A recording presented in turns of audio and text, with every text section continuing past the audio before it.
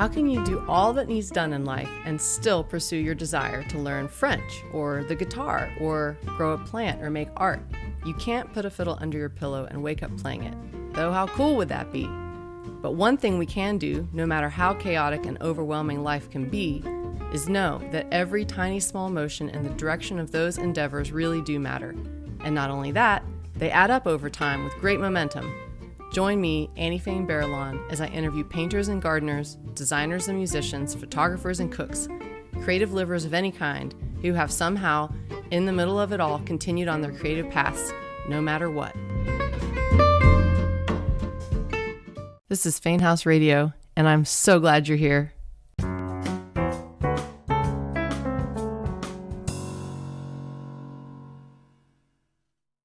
I'm Karen Hurtubise. I have a farm in Clay County, Hayesville, North Carolina, where we grow ginger and turmeric.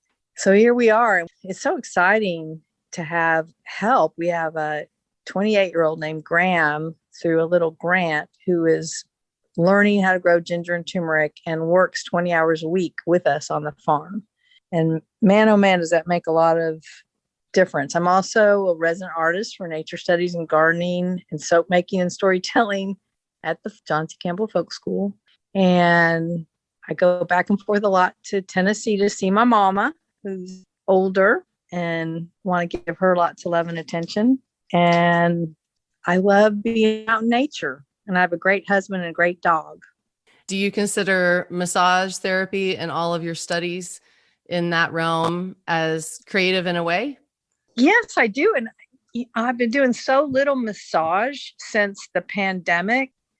My massage practice of 34 years is on the low side. I still have an office. I still have regulars. Yeah, has been very, very creative. It has not been my growing edge lately, except for learning a lot about health. This year I really am working on reversing insulin resistance. I did get off of metformin for diabetes and, had a bunch of weight fall off because of changing how I went to a whole food plant-based diet. And I've been in a group called E4 Alive to reverse diabetes. And I successfully did that and just feel great. I didn't realize how much, I was sort of a happy, heavy person.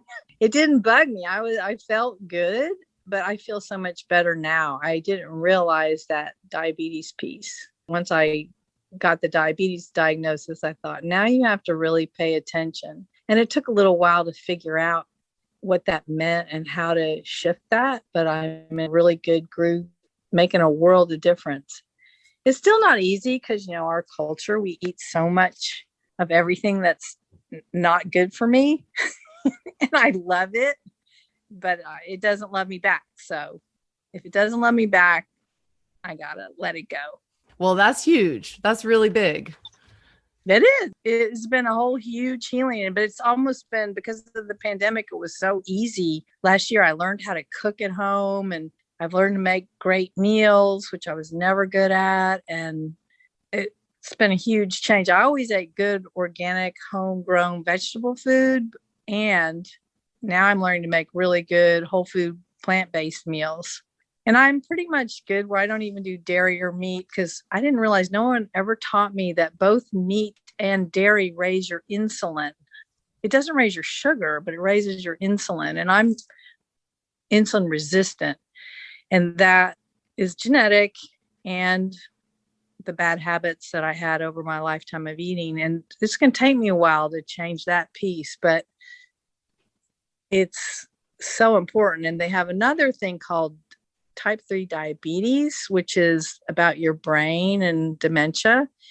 And there's a lot of that in my family. And so I've really been looking at how blood sugar and insulin resistance affects your brain. I've spent a lot of time on that. And I've actually been sharing because a couple of my clients have dementia or their partners have dementia as they've gotten older and I've gotten older. They're in their 70s and 80s. And so I've really been on the dementia train, learning about it and how to take care of your brain, and getting that blood sugar regulated is huge. So I feel really happy that by accident, I already got on the good path with that. You were talking a little bit about when you were young and you were wild and free. Not necessarily free. Okay, wild only.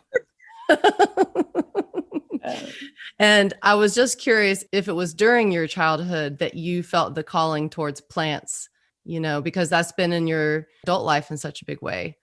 Yes, I grew up in Oak Ridge, Tennessee, where we had a community that had been set up to build the nuclear bomb and do research for World War II. It was called the Secret City because it was built by the government secretly, and the original scientists didn't even know where they were. And the community was planned, and we had what they call green belt. So behind our little house in East Village, we had tons of forest. And Mom and Dad back in those days, I was 57, they just let you run outside all day long. That's what we did, the whole neighborhood. And we swung off of grapevines. We learned what was safe and wasn't safe without any adults present. And we came back alive. And so we got to go back out again. And yes, I learned a lot about going out in nature, and it remains the place I go to for sustenance and restoration and fun. What was the turning point in terms of growing and farming? I always loved growing things. I had a little garden even in Tennessee, and my dad kind of helped me.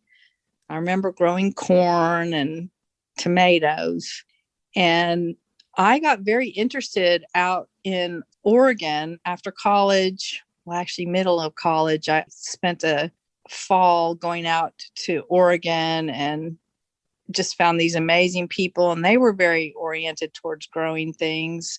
I became very interested in homesteading, and as usual, the world looked like a dangerous place. And I thought, I need to learn to grow my own food and have my own water. And then I met John out in Oregon. We came to the folk school in 1981 to learn homesteading because we'd both just had this hankering to grow things and have a home. And there was a homesteading school program.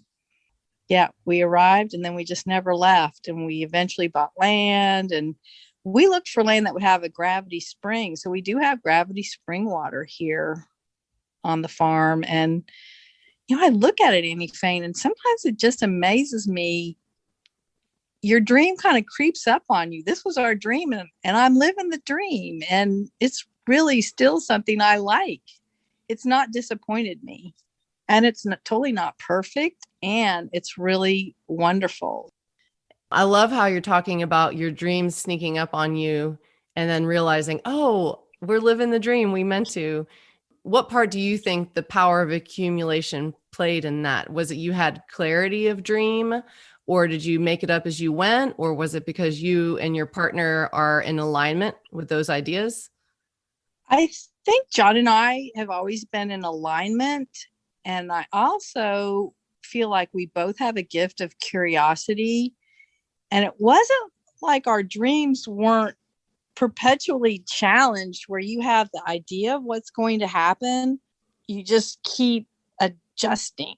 And in some sense, I'm glad we also had a naivete.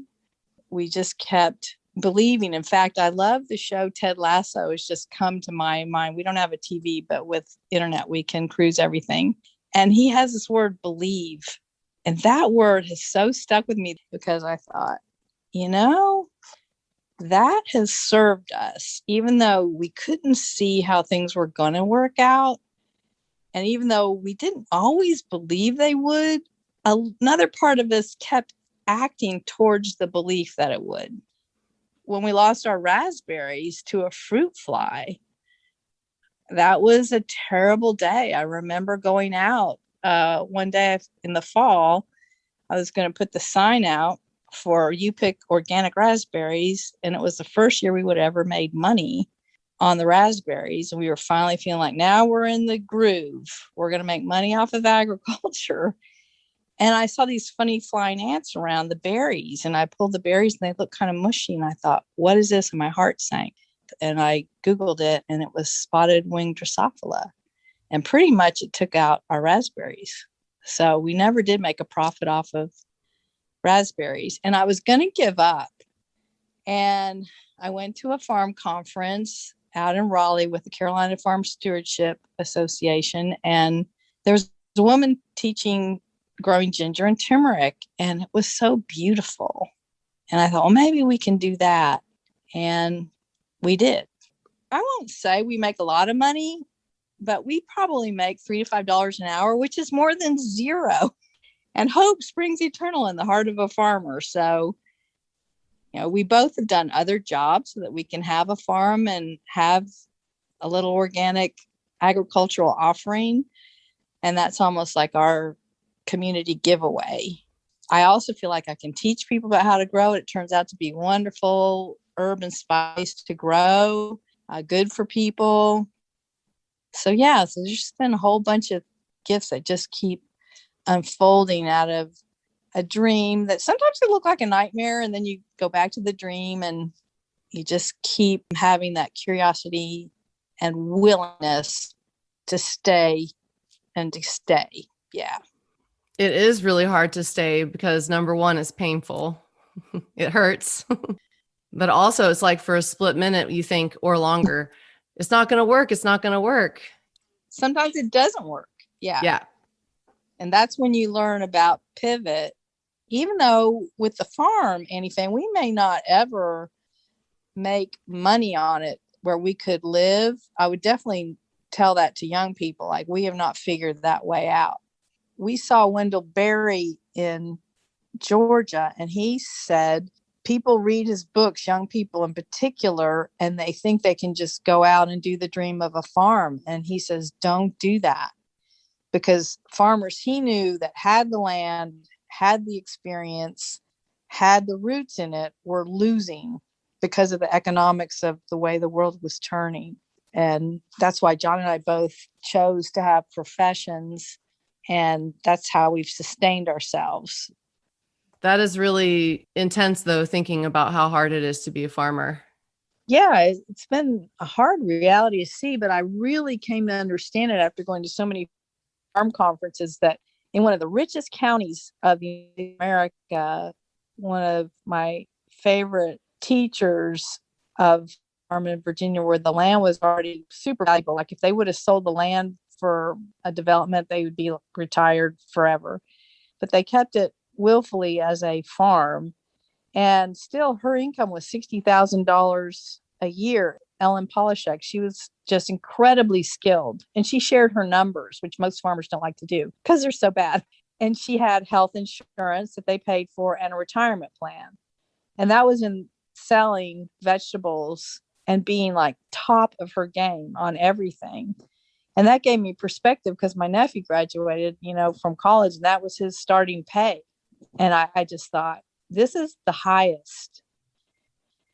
I know massage is more on the back burner for you right now, but also it was something that you offered for over 30 years. Why do you think massage is good for people? I think massage is so good for people on so many levels, like exercise and sleep. The touch is healing because it goes right into your nervous system. The same cells that make your brain and your spinal cord were what originally made your skin as you were a little developing embryo. And there's a definite connection between skin and nervous system. It's very deep and old and original. The same way we comfort people with a hand on their arm or, a hug, it is the same with a massage. When you do a full body massage from head to toe, a relationship where that person remembers something very deep and important, their being, their presence. And when you get good, there's pains we get in our body. And when you get a massage, you get feedback. Oh, I didn't know my left back thigh was so sore, or I had no idea my little toe was hurting. People become curious and willing to pay attention to their physical body in a new way. As you're getting a massage, your whole immune system's getting a little boost. people who don't get massage, I think, are missing out on something. And I hope they go swimming and get into water, because being in water can deliver a similar type of experience. And buoyancy is also very beneficial. And that water against your skin and your body's very good. There's always the debate inside of us, is self-care selfish? And the idea of radical self-care, and also that self-care is a part of our creative lives. And if we want to be making and doing and feeling good and including all the responsibilities we have the weight of on our shoulders, that self-care is a way to help, as a tool even. And it's not selfish at all. Yeah, I think it's very unselfish in the sense of both giving and receiving. In families, for instance, when we used to watch, when back in the day in our family, we had one TV, and we'd get on my parents' bed and we would tickle each other's back, and we would just sort of lay there like, on the bed watching The Wonderful World of Disney on Sunday nights. And it was just a healing sort of thing. And I know in our culture, touch has been messed up because there's so much inappropriate kind of touch, which makes me really sad. But there's so much healing touch. And that's what we just have to bring back and just claim it. Radical self-care. I'm all about that. I feel like that is so important. And the other thing I've been learning about, I just got on an interesting podcast. I love Sounds True. They interviewed this woman who talked about co-regulation, how important that is. That it's actually a myth of self-regulation. Our culture values like go off into your closet and kind of figure it out yourself and then come out as a superpower, which is how I was raised. You're supposed to figure it out and then come busting out strong. And weakness is not a virtue where you need somebody. And what she says is, actually, we really do biologically require other people. That's more the truth as they're finding out, and how to, empower that. And it's called co-regulation. This woman, Bonnie Bananock. I've really come, Annie Fain, to understand community really matters. Your inner community and your outer community, what's going on inside, and then with the people around you, family and friends. And kind of like with massage, I think massage helps you connect with another person to your inner community in a very healing, helpful way, with your skin, with your muscles, your tendons, your ligaments. Your whole endocrine system starts to relax, and there's something that happens in that space where the chemistry of your body seems to have space to heal itself. I mean, that's not biologically correct, but feels spiritually correct. Something happens when I get a massage. It's the quietness. Meditation and prayer also help with that, and the walks in nature. Those are like my go-tos. You're also good at surrounding yourself with artwork that you love. Yes. I love to have beauty all around. This conversation is reminding me of, I was speaking with somebody recently about feeling guilty as an introvert, and that I wish for time alone so much, and that quiet time for me is so healing. And he was saying, yes, you have to honor how and who you are, and that quietness is super important, even from a nervous system point of view. But that part of our healing is being part of others' healing. And so that's like you're talking about, we're meant to be in community or family or near others, and that we're healed when we're part of, like, in a healthy way, being part of their healing, having time for that extra phone call, that kind of stuff. I like that idea. Yes, that's a brilliant idea. And I'm really, again, using that great superpower I have of curiosity, because it goes right up against what we're taught, which is very fascinating to me, that there was an Olympian gymnast who decided not to compete in a world stage yesterday to take care of herself. And I thought, well, praise the Lord, we're starting to learn things. And I know she'll get blowback. And I thought, I am so glad that she's taking care of herself. And she's one of the most brilliant athletes of the world. And she needed to stop. And I thought about that. And it gave me pause. Like, when do we stop for the greater actually good of ourselves as also benefiting everything and everyone we love? So I super duper believe in that honoring our own creative lives, which is connected to our self-care, is obviously good for us, which means it's good for everyone around us, which means it's good for the world. Do you have any thoughts about that idea? Yeah, I think it's a foundation. And everything that gives me trust now in the world seems to be especially those people that are good at taking care of themselves, not at the expense of others. Sometimes when people overgive, and then all of a sudden they explode because they're just, torn to pieces and they can't go anymore. I thought, yeah, I know that. Is there another way? And that's one of the ways I'm exploring of how, when you do, back to that Whole Brain Live book I just finished, Jill Bolte Taylor had a stroke. It took 7 years for her to bring herself back. She's got an amazing TED Talk. It's worth watching. She's watched so much of the division and challenges in our world. And she said, this is my real book.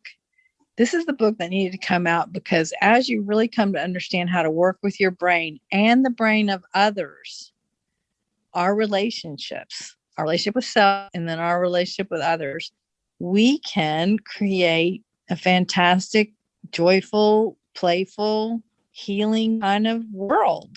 And it's so exciting because there's so much challenge going on. All kinds of things happen all the time in the world. And so I take it back and say, how do I heal myself? And then how do I start a dialogue about the things that I see, in relationships, personal and, global, that I would like to see different, and how to do it with the Ted Lasso kind of way of, have a belief in the goodness and moving forward towards a unity instead of the disunity that can happen in myself and with others. So, yeah, I think it's all, I don't know. I'm kind of excited. I see things happening in your generation and the younger people I watch, of a lot of bravery and courage and things that I would never have had the courage to say or do or ponder, except very privately. And I'm watching and starting to smile like, I don't know how to support this, but I'm going to support telling the truth and being kind and believing that we can do this thing called humanity on earth and keep things living, keep things going beautifully, and make it a good place to live together. What or who has been filling up your inspiration cup these days? Let's see. My mom has been filling up my inspiration cup. I love it when she sits there in the sky chair when she came to visit for my birthday, and she goes, I just like watching the grass grow. She said, your grandma Summers always said, when you get old enough to just enjoy watching the grass grow, then you're doing a good thing. So I actually sat with Mom and just watched the grass grow and the leaves flicker and the birds moving in and out in the morning. And it was really nice just to be chill. So knowing there's a lot of older people in my life, knowing how they're aging and watching is something that I'm really learning a lot from, to make this age of my 60s really count. And then I've been reading Appalachian Travels, The Diary of Olive Dame Campbell. And then I've been reading, a lot on the brain. Dale Bredesen, he's a medical doctor that wrote The Reversal of Alzheimer's. And that is considered impossible. And I'm really looking at it as what is possible. Like, back to that word believe, about the brain and what we can do that we don't know we can do. Pretty much The biggest thing is eat well, move more, stress less, love more. That's right out of Dean Ornish's book. I forgot about that book, how much I like that one. It's called Undo It. And it made me think of the Marvel movie series that John and I spent all winter watching. Disney Plus, thank you. We watched all 24 movies. I just love all that stuff. And Undo It. There's a part in the end game where you do the snap and Thanos destroys everything and half the people disappear. Well, Iron Man snaps and everything comes back. And I thought a lot about that, like how to undo the things of the past that don't serve me anymore. And I just love it. It's so simple. Just eat well, move more, stress less, love more. It's just a really good time in life. I'm really happy, Annie Fain. It's so weird. I've had a long life of drama. In the Enneagram, I'm what they call a 4, which means you're tragic romantic. So I had to take little things and make them into big things. And that's okay. I don't have to do that as much anymore. I get a greater sense of humor. And if I've totally lost my sense of humor and I'm into the drama and the crying, I'm like, that's okay. We're going to go for a walk. And then I just boo-hoo, and it goes away. It just heals itself because it's attended to. I don't push it down. I say, here, like, come with me. That's one of the things I love about that whole idea with Bonnie Badenoch and the self-regulation, teaching children, instead of like doing timeout, like this is what I was taught, like go in your room and figure it out. So then you're like really upset. And then you're in your room trying to figure it out. You're what, 5 years old trying to figure out, or 10 years old? How are you supposed to do that? And I had a teacher that taught me in Jinshin Jitsu that she didn't do that with her kids. She did time in. When her kids were freaking out and all emotional, she wrapped them in her arms, in her lap, even if they didn't want to be. Just like, come here. I'm with you. I'm with you. And just let them cry, And then as they settled, she'd say, what do we need to do for you?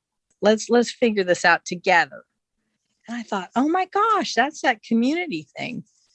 I never knew how to do that. So now I do that with myself. If I'm hyped up, and I sometimes can do it for myself. If I can't do it for myself, I call in John. If John's not available, I call in my friends. I say, I need some help.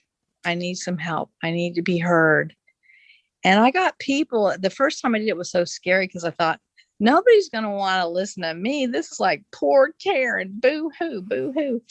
And I was so surprised, especially like one time when I was in a group and I was suicidal ideation, which sounds terrible. But if you're like that, you just know it. It's just, I'm not going to commit suicide, but I like want to be dead, which is terrible to say, but I've had to struggle with that. And I took that to a group and they were so horrified that I would not ask for help. And I saw in their eyes, it was like they really wanted to love me no matter what time of day. I have a little list of numbers that, like, no matter what time of day, if that ever came, like I had to call. I made a promise. I'm like, yeah, sure, I'll do that. Are you serious? They're like, yeah.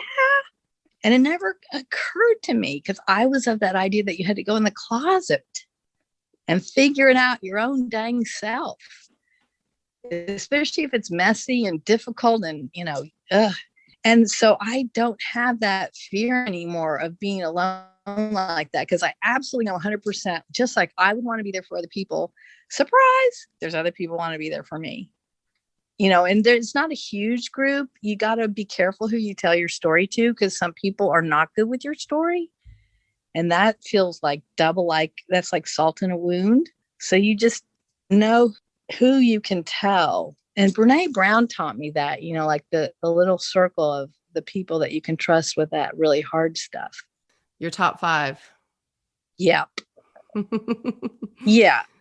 And then once you solve it, and like once it's not so hot, then you can share it, because it's like maybe that can help somebody else, because it's not red fire, white hot, like danger zone.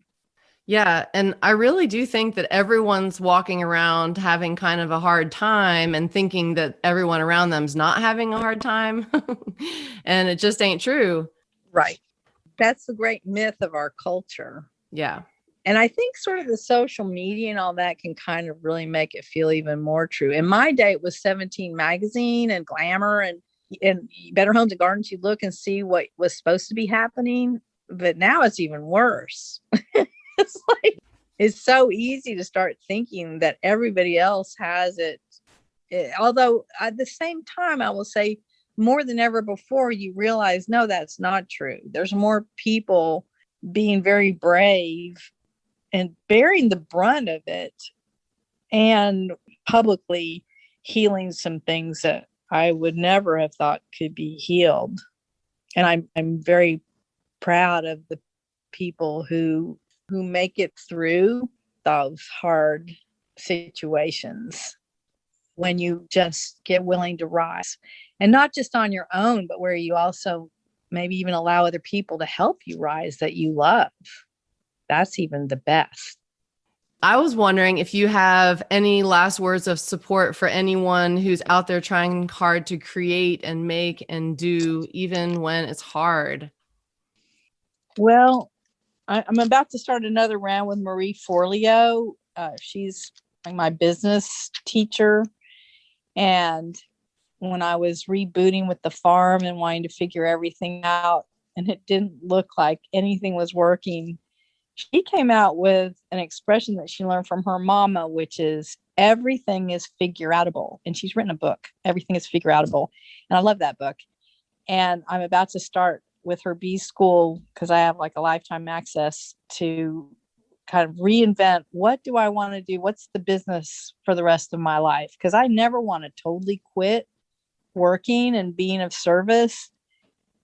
And I just want to figure out what's my business? What's my new business? How do I want to keep going forward? And so what I would just say to those of, younger persuasion and my age in transition is like, let's just keep creating and keep being willing to be open and willing to be vulnerable to new possibilities and willing to change even when it's difficult, and willing to say, I don't know the end of the story, and that's okay. I know where I'd like to be, and if I don't get there, that's okay too. It's like, I'm just going to keep being more and more present to this moment and let that be enough. And it's going to be fun. It's going to be really fun. Take that from someone who was so sad for too long. Be sad and then surround yourself with something happy and joyful. I don't believe in pushing the sadness like away. Again, that thing like, don't make your little kid go sit in the alone closet. Maybe go right outside the closet. If they're insisting on being in the closet, then just say, okay, but I'm right here. And here I am, like I'm reading a book, and when you're ready, I'm right there, and we can go for a walk, or, and to be that kind of kindness to yourself and to others. Time in. That's it, girlfriend. Time in. I love that. And I really love talking to you so much. There's so many things you said to me through my life that have stuck and helped me. And also it's fun to try to say things to make you laugh because you've got a great laugh. And I'm just so happy that you're in my life. Thank you. Back at you, Annie Fain. Always forever pickles. That's right.